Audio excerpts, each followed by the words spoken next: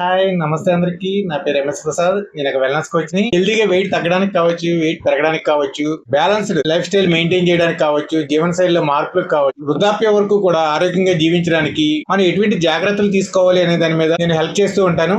నా నెంబర్ కింద స్క్రోల్ అవుతూ ఉంది, నన్ను సంప్రదించవచ్చు. ఈ రోజు యాపీ షేప్ బాడీ కావచ్చు, నడుము చుట్టూ లావు పెరిగిపోతూ ఉంది. దీనికి కారణం ఏమై ఉంటుంది? షుగర్ అనేది స్థాయిలు మించిపోతున్నప్పుడు ఇందుకు ఇటువంటి ఇబ్బందులు ఎదురవుతూ ఉంటాయి. రక్తంలో గ్లూకోజ్ స్థాయిలు మెయింటైన్ చేసుకోలేనప్పుడు టైప్ 2 డయాబెటీస్ మనల్ని ఎలా ఇబ్బంది పెడుతుంది?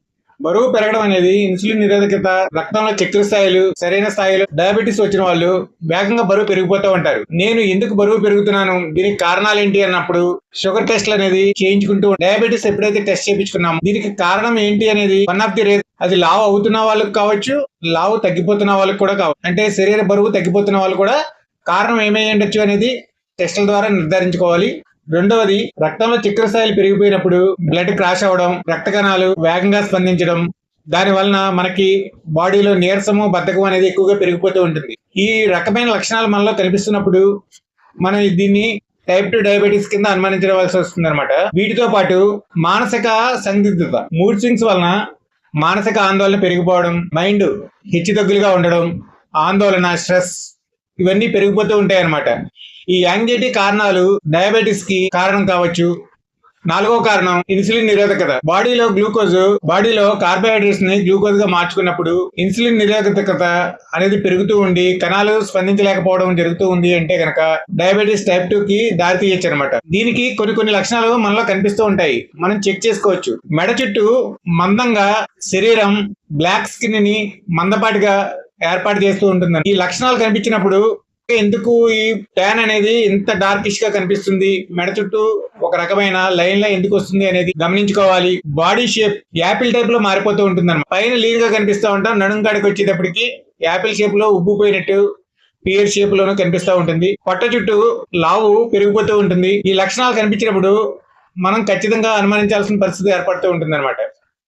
దాంతో పాటుగా వేరొక కారణం విపరీతమైన ఆకలి పుట్టడం. ఈ ఆకలి వలన మనం మైండ్ బ్యాలెన్స్ కోల్పోయి రకరకాల ప్రాసెస్డ్ ఫుడ్స్ కావచ్చు, షుగర్ క్రేవింగ్స్ ఎక్కువైపోయి ఎక్కువగా షుగర్ పదార్థాలు తినడానికి మనసు ఊవిల్లవుతూ ఉంటుంది. దీన్ని కంట్రోల్ చేసుకోలేక మనం టైంలో ఎక్కువగా ఈ ఇన్బ్యాలెన్స్డ్ ఫుడ్స్ అనేది తీసుకుంటూ ఆరోగ్యాన్ని ఇంకా ఎక్కువగా పాడు చేస్తూ ఉంటాం. డయాబెటీస్ అవునా కాదా అనేది మనం చెక్ చేయించుకోవడం ద్వారా తీసుకోవడానికి అవకాశం ఉంటుంది అనమాట. ఇంకొక లక్షణం, ఎనిమిదోది, నరాలు లాగడం, తిమ్మిరి పట్టడం, ఒళ్ళు జలధరించడం, నరాలు చివర్లు లాగడం, ఇవన్నీ కూడా డయాబెటీస్ 2 లక్షణాలు అనమాట. వీటిని మనం వేగంగా గుర్తించగలిగినప్పుడు వీటి నుంచి బయటకు రావడానికి అవకాశం ఉంటుంది. జనరల్ గా మనం తిన్న కార్బోహైడ్రేట్ ఫుడ్ ని బాడీ గ్లూకోజ్ కింద మార్చుకుని బ్లడ్ ద్వారా ప్రసారం చేస్తున్నప్పుడు ప్యాంక్రియాస్ ద్వారా ఉత్పత్తి అయిన ఇన్సులిన్ ఈ గ్లూకోజ్ ని సెల్ కి రీచ్ చేయడానికి ట్రై చేస్తూ ఉంటుంది. ఈ నిరోధకత ఉన్నప్పుడు కణాలు సరిగా స్పందించకపోతే ఇది టైప్ 2 డయాబెటీస్ కి దారితీస్తూ ఉంటుంది అనమాట. రక్తంలో గ్లూకోజ్ స్థాయిలు పెరిగిపోతూ ఉంటాయి, చక్కెర స్థాయిలు పెరిగిపోతూ ఉంటాయి. దీని వలన బాడీ ఇన్బ్యాలెన్స్ గురయ్యి యాంగ్జైటీకి గురవుతూ ఉంటుంది. సమతుల ఆహారం తీసుకోవడానికి ప్రయత్నం చేయాలి. సమతుల ఆహారం ఎప్పుడైతే తీసుకోగలుగుతూ ఉంటామో ఆహారంలో ఆకలిని బ్యాలెన్స్ చేసుకోవడానికి ఫైబర్ ఫుడ్ ఎక్కువగా తీసుకుంటూ ఉండాలి, ప్రోటీన్ బ్యాలెన్స్ చేస్తూ ఉండాలి. ప్రోటీన్ ఎప్పుడైతే బ్యాలెన్స్ అవుతూ ఉందో హంగర్ అనేది చాలా వరకు కంట్రోల్లో ఉంటూ ఉంటుంది. మన బాడీకి సరిపడా సమానమైన స్థాయిలో మనం ప్రోటీన్ ఇవ్వడానికి ప్రయత్నం చేయాలి. డైలీ మనం తీసుకునే ఆహారంలో భాగంగా 35 గ్రాముల వరకు ఫైబర్ ఇవ్వడానికి ప్రయత్నం చేయాలి.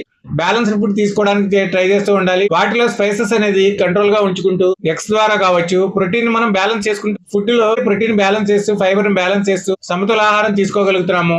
లో జిఐ ఫుడ్స్, గ్లైసెమిక్ ఇండెక్స్ అనేది తక్కువగా ఉండేలా చూసుకుంటూ ఉండాలి. కాంప్లెక్స్ కార్బోహైడ్రేట్స్ ఎక్కువగా తీసుకోవాలి. సింపుల్ కార్బోహైడ్రేట్స్ కు దూరంగా ఉంటూ ఉండాలి. రక్తంలో తొందరగా కలిసిపోవడం వలన సింపుల్ కార్బోహైడ్రేట్స్ ఎక్కువ నష్టం చేకూరుస్తూ ఉంటాయి. సో కాంప్లెక్స్ కార్బోహైడ్రేట్స్ కి ప్రిఫరెన్స్ ఇస్తూ ఉండాలి.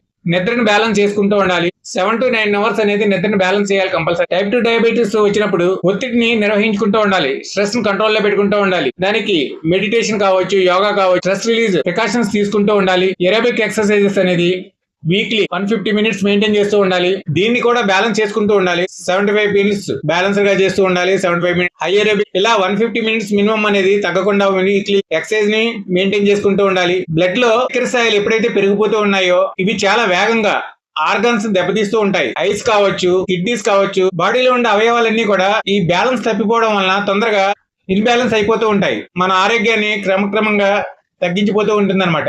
వీటిని బ్యాలెన్స్ చేసుకోవడం కోసం ఆహారంలో మార్పులు చేసుకోవాలి, ఎక్సర్సైజ్ అనేది మెయింటైన్ చేయాలి, నిద్ర మెయింటైన్ చేయాలి, స్ట్రెస్ మెయింటైన్ చేసుకోవాలి. ఇలా ఎప్పుడైతే కనుక ఆరోగ్యాన్ని బ్యాలెన్స్ చేసుకుంటూ ఉన్నామో డయాబెటీస్ చాలా వరకు కంట్రోల్ చేసుకోవడానికి అవకాశం ఉంటుంది.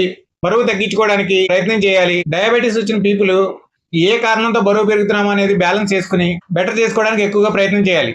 ఇలాంటి మంచి మంచి విషయాలు నా నుంచి తెలుసుకోవడానికి మీరు నా ఛానల్ని లైక్ చేయండి, షేర్ చేయండి, సబ్స్క్రైబ్ చేయండి. Thank you.